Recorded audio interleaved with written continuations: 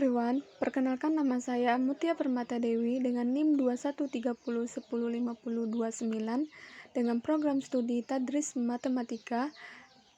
Saya akan menyelesaikan tugas mata kuliah Sejarah Matematika dengan dosen pengampu Bapak Basman Abdullah, SPDI MPD. Saya berasal dari UIN Mahmud Yunus Batu Sangkar. Nah, sekarang kita akan membahas tentang sejarah perkembangan matematika di Eropa. Nah, pasti penasaran kan bagaimana proses perkembangan sejarah matematika di Eropa? Yuk, simak selanjutnya. Setelah runtuhnya kekuasaan Romawi, kebudayaan Eropa mengalami kemunduran. Hanya biarawan Katolik yang memelihara ilmu pengetahuan dari Greek. Sedikit sekali kemajuan yang dicapai di bidang matematika pada khususnya, tetapi kalender semakin disempurnakan. Saint Alcuin tahun 735 sampai 804, ia dihargai atas kumpulan permasalahan teka-tekinya mengenai matematika yang mempengaruhi penulis buku teks yang berabad-abad dengan judul Soal-soal untuk mempercepat berpikir. Ia dikenal juga sebagai Flaccus Albinus. Ia berasal dari Inggris.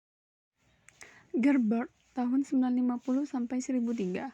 Ia berasal dari Prancis, ahli matematika Kristen pertama yang belajar sekolah Islam di Andalusia, Spanyol. Ia menciptakan abaci, globe bumi, jam, dan sebuah organ. Prestasi tersebut menguatkan kecurigaan dari beberapa orang sezamannya bahwa ia telah menyembah jiwanya kepada setan. Pada masa Gerbert, inilah ilmu pengetahuan klasik Greek menyebar ke Eropa. Banyaknya ilmuwan yang menerjemahkan ke bahasa Latin pada abad ke-12. Ini disebut dengan abad terjemahan, seperti Abelard dari Bath, Plato dari Tripoli. Leonardo Pisano. Ia dikenal sebagai Leonardo Fibonacci dari Pisa, matematikawan di abad 13. Ia memperkenalkan baris Fibonacci ke dunia barat. Fibonacci memberikan kontribusi besar terhadap pengenalan sistem penomoran Arab. Ia menerbitkan bukunya Liber Abaci tentang aritmatika serta aljabar. Dalam buku itu diuraikan penyelesaian persamaan kuadrat dengan metode letak salah penyelesaian secara aljabar.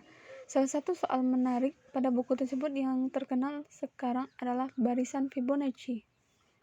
Abad ke-14. Abad ini disebut sebagai masa suram ilmu pengetahuan karena terjadi peperangan di Eropa dan munculnya wabah penyakit yang disebut Black Death. Nicole Erasmus tahun 1323 sampai 1382. Ia menulis 5 karya matematika dan beberapa terjemahan karya Aristoteles, salah satunya eksponen pecahan, penentuan letak suatu titik dari geometri koordinat. Thomas Brawardin tahun 1290 sampai 1349.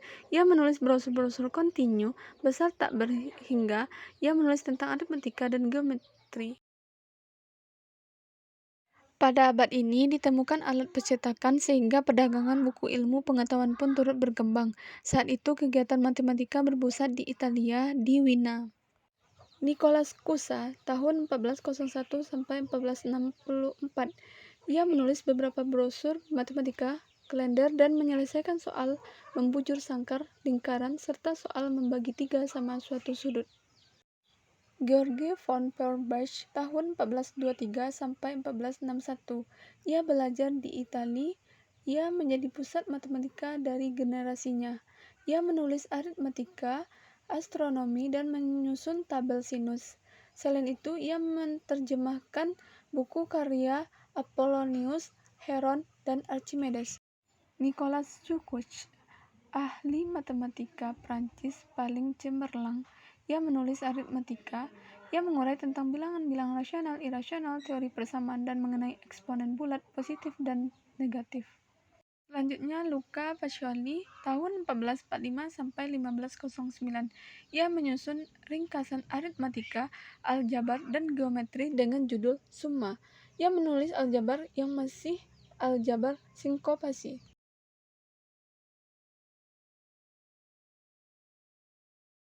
Robert Record. Ia menggunakan lambang sama dengan Christoph Rudolph. Ia memperkenalkan tanda akar.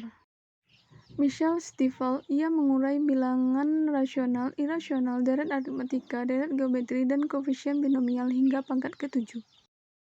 Aljabar yang berdiri sendiri. Niccolò Fontana, ia menulis aritmatika tentang perdagangan dan bea cukai tentang Euclid dan Archimedes. Ia menemukan persamaan kubik.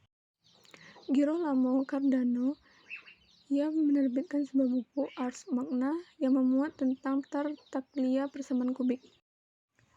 Francois Feite, ia lahir di Prancis. Ia dikenal sebagai ahli matematika terbesar abad 16 atau disebut juga dengan Bapak Aljabar modern. Karya utamanya yaitu trigonometri, aljabar, dan geometri. Mengakhiri abad ke-16. Tokoh pada abad ke-16 dan karyanya. Yang pertama, Christopher Clavius, karyanya tentang aritmatika, aljabar, dan menerbitkan edisi elemen Euclid. Kedua yaitu Pietro Antonio tentang aritmatika, risalah tentang bilangan sempurna, risalah singkat tentang aljabar. Yang ketiga yaitu Simon Stevin tentang aritmatika, penulis pecahan desimal, statistik. Yang keempat yaitu Nicolaus Copernicus tentang teori alam semesta dan perbaikan trigonometri. Yang kelima yaitu George Joachim, ia menyusun tabel trigonometri dan 6 fungsi trigonometri dalam interval detik. Sistem bilangan Eropa ini kira-kira 825. Seorang ahli matematika Persia bernama Al-Khwarizmi, buku tentang aljabar berisi tentang bilangan Hindu secara lengkap. Seperti ini lambang bilangannya. Nah, itulah penjelasan dari proses perkembangan sejarah matematika di Eropa. Semoga dari penjelasan tersebut dapat dipahami ya. Sekian, terima kasih. Assalamualaikum warahmatullahi wabarakatuh.